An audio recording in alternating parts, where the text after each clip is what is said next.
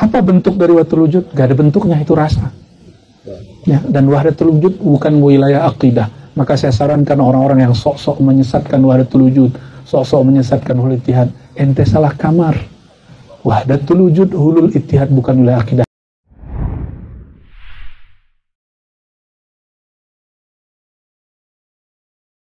Akidah yang menyimpang yaitu akidah wahdatul wujud ya. Wahdatul wujud maknanya adalah menganggap alam semesta dan Allah adalah satu kesatuan. Tidak dibedakan mana Allah, mana makhluk ya. Allah dan makhluk adalah satu kesatuan. Ibarat lautan yang begitu luas, maka dalam lautan tersebut muncul penampakan-penampakan berupa ada yang ombak besar, ada yang ombak kecil, ada buih-buih di lautan. Semuanya ombak yang besar maupun yang kecil, yang buih-buih di lautan, semuanya itu adalah bagian daripada laut itu sendiri. Kira-kira demikian bahwasanya alam semesta ini adalah bagian dari Allah dan Allah itu sendiri. Alam adalah Allah, Allah adalah alam. Apa yang kita lihat semuanya adalah penampakan tajalliyat dari Allah Subhanahu wa taala. Tentunya adalah akidah yang merupakan kekufuran sebagaimana nanti akan kita jelaskan. Baik, adapun urgensi kita mempelajarinya ada beberapa poin yang mungkin bisa saya ringkas ya. Dan buku yang terbaik meskipun tidak lengkap, tidak sempurna maksud saya, ini cukup lengkap, adalah salah satu risalah doktorah yang ditulis oleh Dr. Ahmad bin Abdul Aziz Al-Qusayr, judulnya Aqidatus Sufiyah Wahdatul Wujud Al-Khafiyah. Aqidah Sufiyah yaitu Wahdatul Wujud Al-Khafiyah, akidah Wahdatul Wujud yang tersembunyi, yang samar ya. Ini buku yang cukup bagus ya. Ada sekitar 730 halaman ya. Namun dia menukil nukilan yang banyak. Dia mengatakan dia membaca sekitar 300 buku sufi. 300 buku sufi kemudian dia nukil sehingga nukilannya sangat banyak ya. Namun tidak mungkin kita bacakan nukilan seluruhnya. Baik, adapun urgensi kita mempelajari pembahasan wahdatul wujud ya. Pertama, akidah ini merupakan kekufuran. Akidah ini merupakan kekufuran dan banyak ulama yang menyebutkan tentang kekufuran mereka ya, di antaranya adalah Al-Bulqini, kemudian di antaranya juga adalah Ibnu Taimiyah, Ibnu Qayyim, kemudian Asy-Syaukani ya.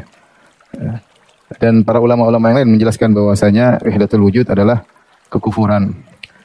Karena ini merupakan kekufuran, maka perlu dijelaskan bagaimana tidak merupakan kekufuran jika seorang menganggap Allah bersatu dengan Nabi Isa atau Allah adalah Isa ya. Kita tahu Nasara ada beberapa pendapat yang mengatakan Isa adalah anak Tuhan atau Allah adalah Isa atau Allah menempati Isa ya alaihissalam, itu sudah merupakan kekufuran.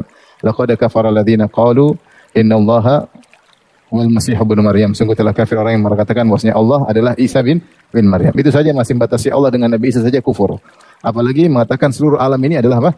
Allah Subhanahu wa taala. Karena Nabi Isa adalah hamba yang mulia, yang saleh. Jika dikatakan Allah adalah Isa adalah kekufuran, bagaimana lagi dengan mengatakan bahwasanya Allah adalah alam semesta itu sendiri.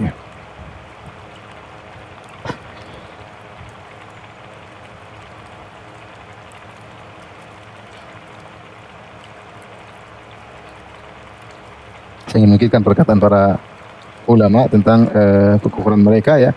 Di antaranya yang mengatakan mereka pendapat inilah kafir adalah Al-Qadhi Zainuddin Al-Kittani ya.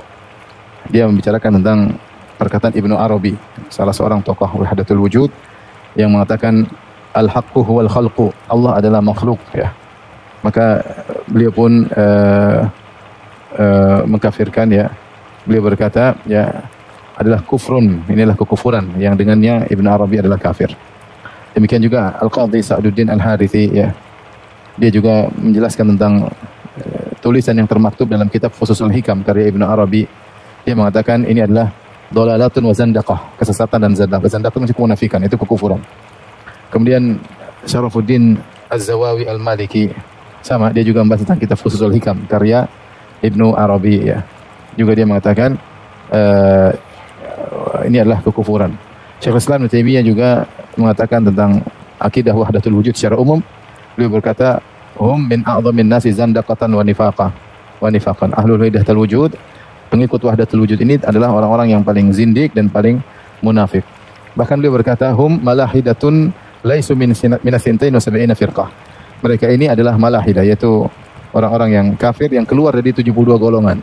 Keluar dari 72 golongan. Karena yang dimaksud 72 golongan adalah masih firqah-firqah yang masih Islam. Adapun yang sudah keluar dari Islam maka tidak termasuk dalam 72 golongan. Maka Ibnu Taimiyah mengatakan mereka ini keluar dari 72 golongan.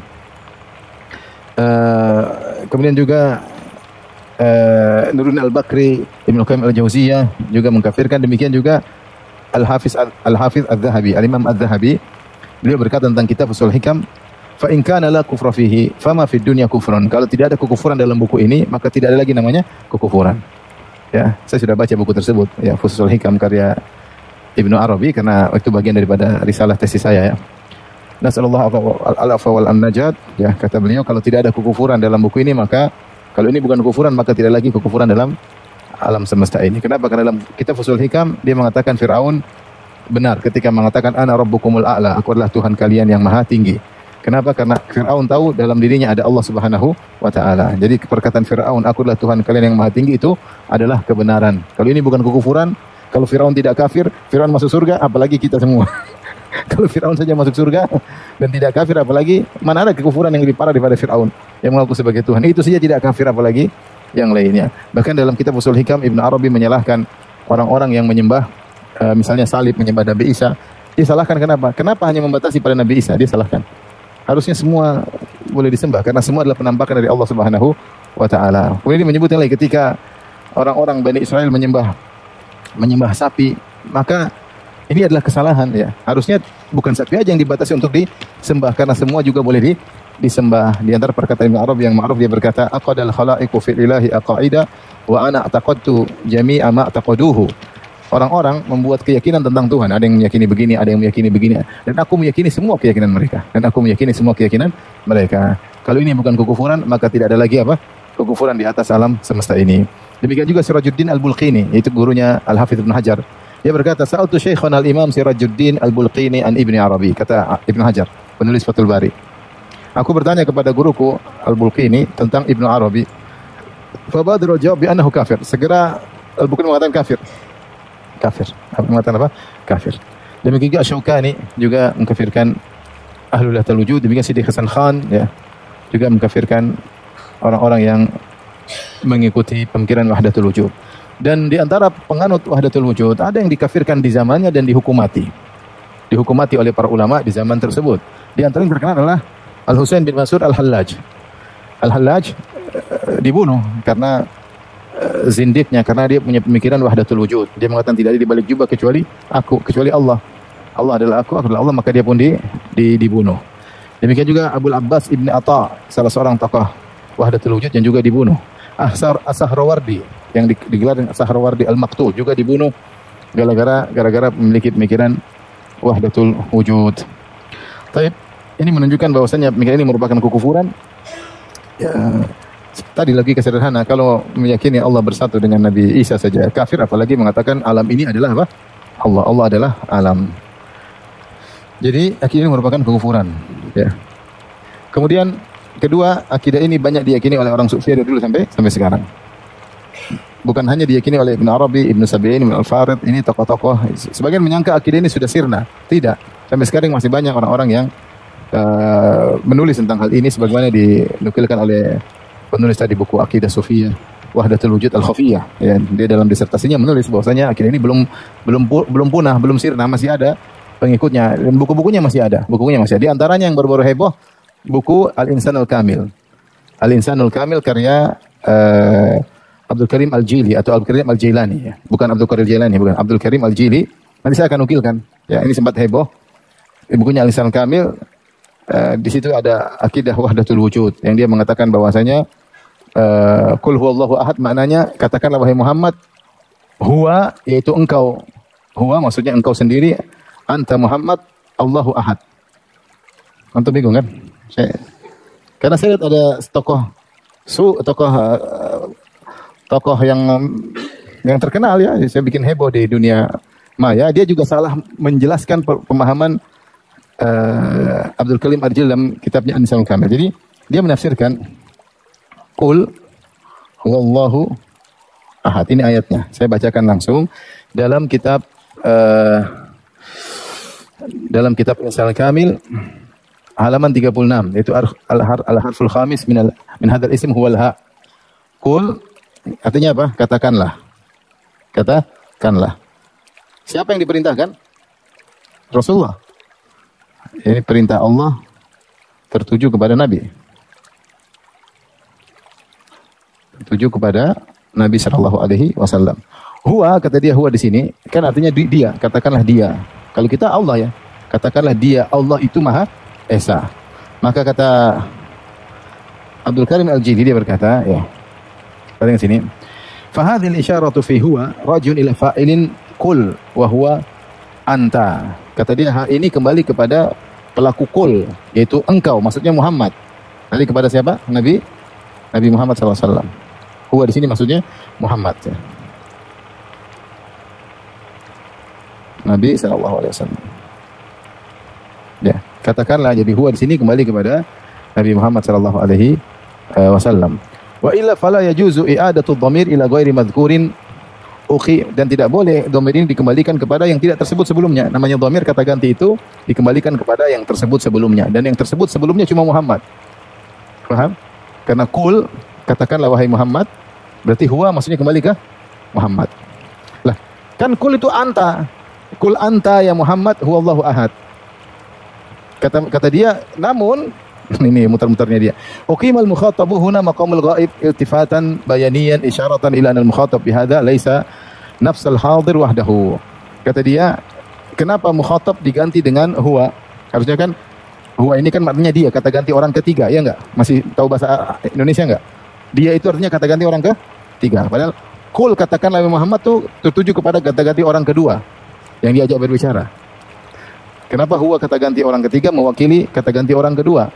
Kata dia, karena yang dimaksud bukan cuma Muhammad saja, tetapi semua juga maksud dalam ayat ini. Maksudnya apa?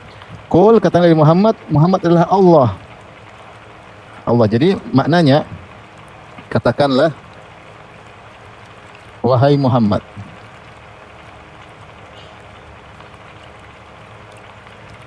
Dia, yaitu engkau adalah Allahu Ahad. Jadi intinya Muhammad, yaitu engkau, ini contoh wahdatul wujud.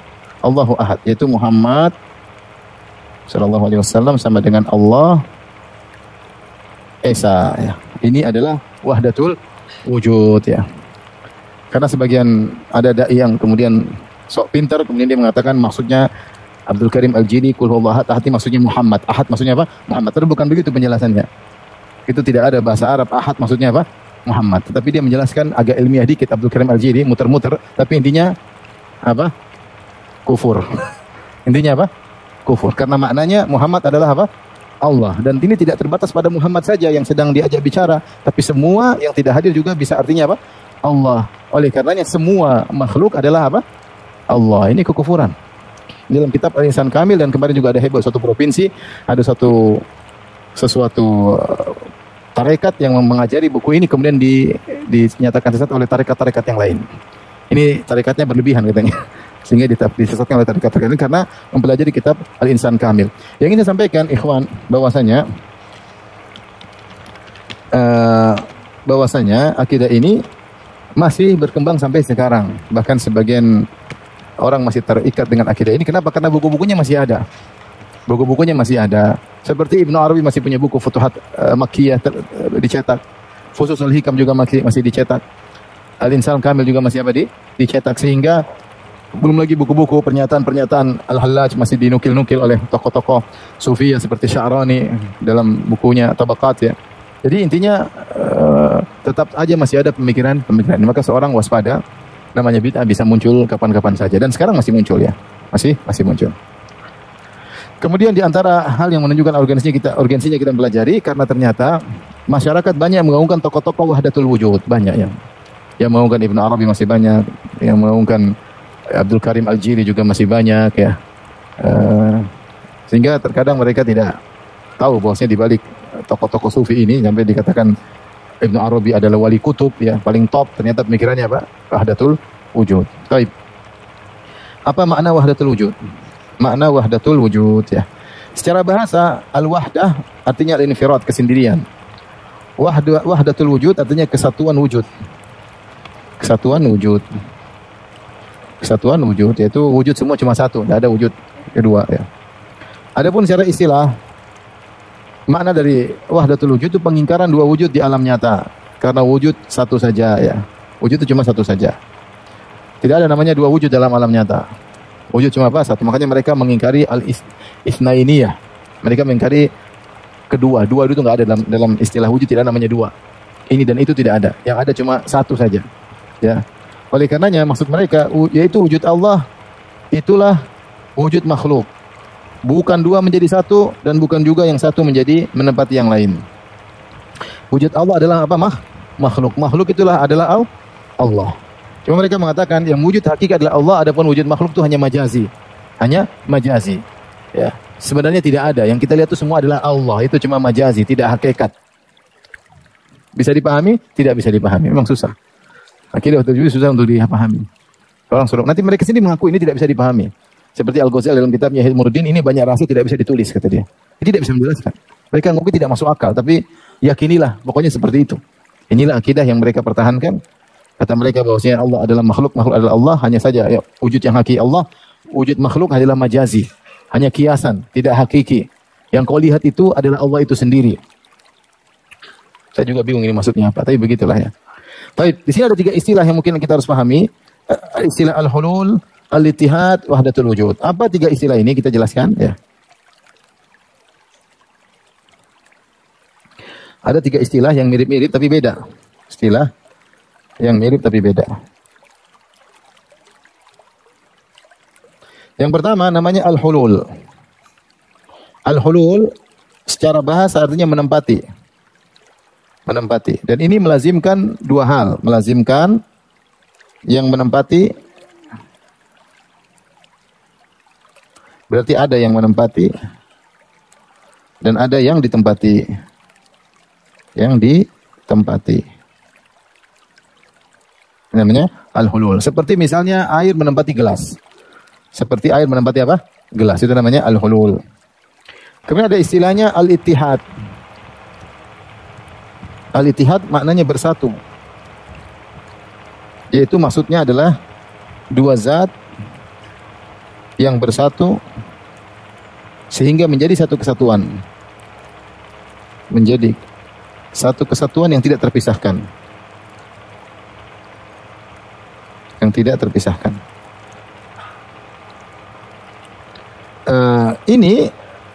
Dan ini ada khilaf. Misalnya dalam pemahaman orang-orang Nasara, mereka ada khilaf tentang hakikat Nabi Isa dengan Nabi Tuhan. Di antaranya dua pendapat ini. Ada yang mengatakan di antara mereka bahwasanya maksudnya Allah dan Nabi Isa itu Allah menempati Nabi Isa. Ada yang mengatakan Allah itu bersatu dengan Isa menjadi satu kesatuan yang tidak bisa terpisahkan lagi ya. Ada yang mengatakan Allah ya Isa, Isa adalah Allah. Ada yang mengatakan Allah adalah Isa adalah anak Allah. Ini banyak pendapat di kalangan mereka. Di antaranya ada dua pendapat seperti ini. Allah menempati Nabi Isa seperti air yang menempati gelas, atau Allah bersatu dengan Nabi Isa alaihissalam seperti misalnya sirup dicampur dengan air kemudian disatu padu, atau kopi dicampur dengan susu jadilah kopi susu, jadi satu kesatuan yang baru. Ini namanya al-hulul dan ittihad.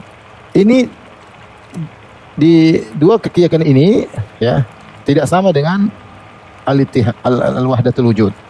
Wahdatul wujud maksudnya Allah adalah makhluk, makhluk adalah Allah. Allah sama dengan makhluk, wujudnya maksudnya ya. Makhluk ya. Wujud Allah sama dengan apa? Wujud makhluk. Sehingga tidak ada menempati dan tidak ada persatuan. Tidak ada persatuan. Tidak ada dua zat yang berbeda. Yang berbeda. Adapun al-hulul ada dua zat. Ada yang menempati, ada yang ditempati. Dan ini diingkari oleh wahdatul wujud. Tidak boleh namanya al-isnainiyah. Tidak namanya yang dua. Itu hal dua itu enggak ada. Al-ittihad maksudnya bersatu. Itu pun dua. Dua zat bersatu menjadi satu kesatuan. Ini pun dua. Asalnya dua zat. Maka mereka mengingkari namanya al-hulul dan mereka mengingkari ittihad. Kata mereka ini semua kekufuran. Menurut wahdatul wujud, al-hulul dan ittihad adalah apa? Kufur ya. Yang top yang ini yang benar ya. Karena ini tauhid. tauhid. Ini syirik. Syirik karena menetapkan dua wujud meskipun akhirnya bersatu. Adapun tauhid sama dengan satu wujud. Ini diantara tauhidnya ahli wahdatul wujud adalah meyakini wujud yang ada cuma satu ya. Jadi ini perlu kita bedakan. Meskipun dalam kenyataannya terkadang tokoh-tokoh wahdatul wujud terkadang menggunakan istilah ittihad, terkadang menggunakan istilah al-hulul, tapi bukan itu maksud mereka. Mereka jelaskan dalam penjelasan mereka yang lain, intinya mereka mengingkari al-hulul dan mereka mengingkari al-ittihad. Karena hulul dan ittihad melazimkan ada dua zat yang berbeda. Adapun wahdatul wujud, Allah adalah makhluk, makhluk adalah Allah Subhanahu wa taala, dan wujud yang hakiki adalah wujud Allah Subhanahu wa taala. Adapun wujud makhluk hanyalah majazi atau kiasan, tidak hakiki. Seorang yang tenggelam dalam wahdatul wujud dia tahu wujud makhluk adalah wujud Allah Subhanahu wa taala. Tapi paham? Paham tidak? Hah? Sampai sini paham? Paham ya? Siapa yang tidak paham? Mudah ini. Ini yang ini mudah ya. Ya. Baik. Kita lanjut.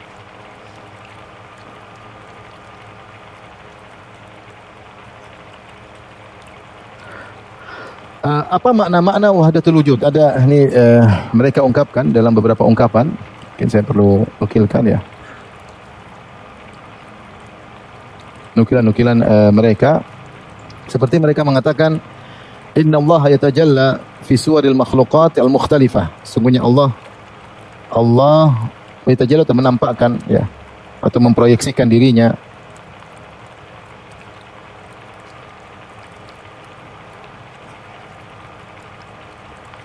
pada makhluk-makhluk yang beragam.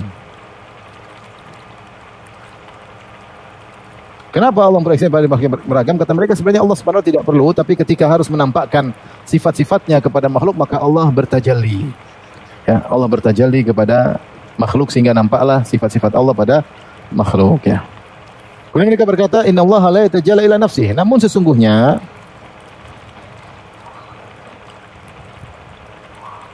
tidaklah Allah memproyeksikan kecuali pada dirinya sendiri. Tidaklah Allah memproyeksikan dirinya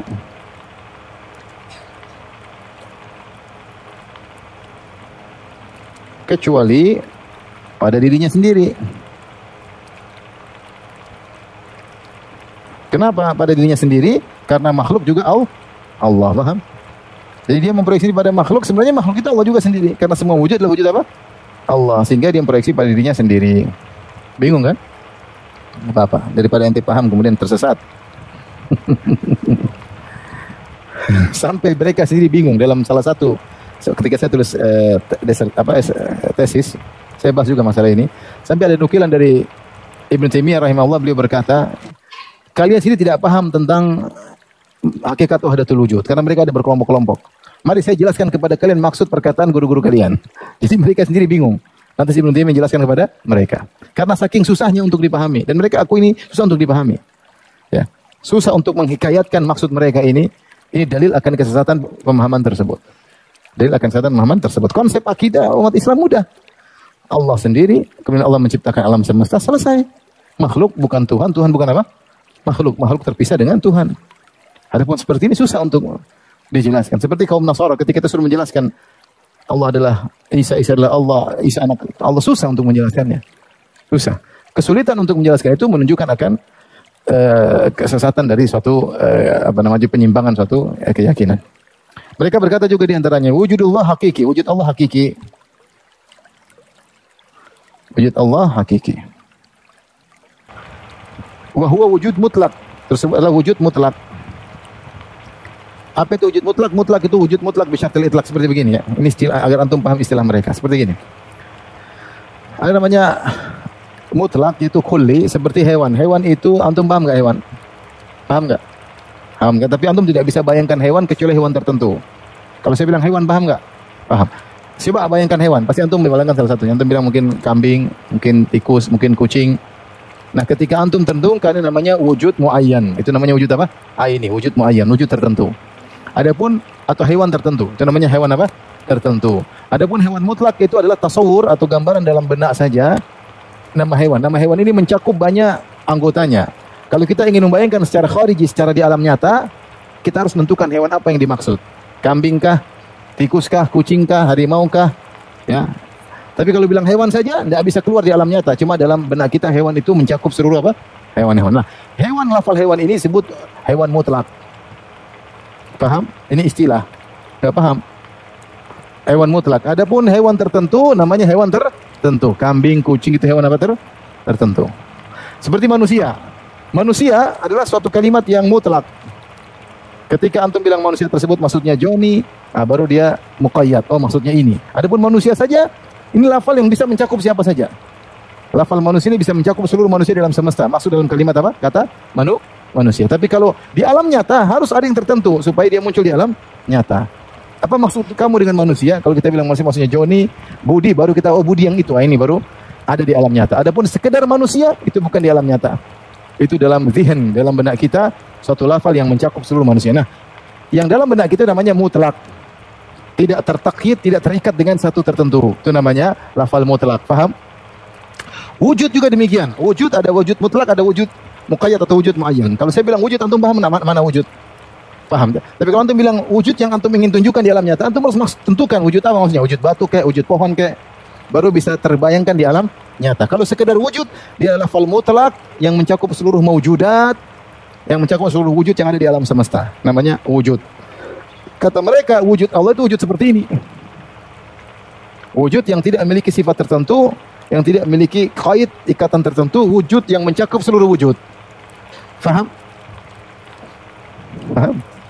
Waduh. Berat ya? Aduh. Ini saya ingin jelaskan istilah mereka. Tahu maknanya wujud mutlak? Itu namanya wujud mutlak. Sehingga mereka mengatakan wujud Allah wujud mutlak yang mencakup seluruh wujud. Seperti antum bilang tadi, kita bilang hewan. Hewan itu mencakup seluruh hewan, bisa kambing, monyet bisa disebut hewan enggak? Lafal hewan ini mencakup seluruh hewan di alam semesta, semua masuk dalam kata apa? Hewan. Tumbuhan misalnya, tumbuhan kan semua tumbuhan namanya juga masuk dalam kata tumbuhan. Ini namanya tumbuhan mutlak, hewan mutlak, manusia mutlak. Manusia ini, lafal manusia bisa mencakup seluruh manusia, tapi dia tidak ada hakikatnya. Manusia toh tidak ada hakikatnya. Kalau kita bilang si Joni baru ada hakikatnya. Kita bilang si Joko baru ada hakikatnya. Sama hewan, hewannya ada hakikatnya. Kita bilang kambing baru kita tahu kambing ada hakikatnya. Tapi kalau hewan yang mana? Namanya mutlak, hewan mutlak. Manusia mutlak. Nah, wujud pun demikian. Wujud ada mutlak, ada wujud yang muqayyad, ya. Atau wujud bisyurut. Intinya yang dimaksud oleh mereka dengan wujud Allah wujud mutlak. Yang sebenarnya kalau kita mau teliti, wujud tersebut tidak ada hakikatnya. Karena dia bilang wujud ini sari, yaitu mengalir pada seluruh wujud-wujud yang ada. Tapi wujud mutlak itu tidak ada. Kemudian kata mereka, wujudul kainat wujudun khayali. Al-ma'dumatil aini thabitat fi ilmi Allah Ta'ala. Kata mereka wujud yang ada, wujud makhluk. Wujud-wujud makhluk semuanya khayali. Hanyalah kiasan. Hanyalah khayalan. Atau kiasan. Tidak hakiki. Tidak ada hakikatnya.